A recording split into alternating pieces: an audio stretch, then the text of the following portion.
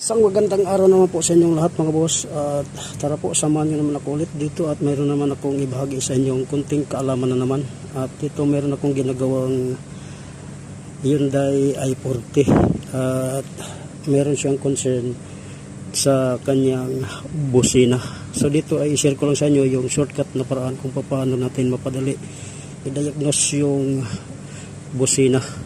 So ayan, especially kapag umilaw na yung airbag. Ito kasi napansin ko, umilaw yung kanyang airbag indicator.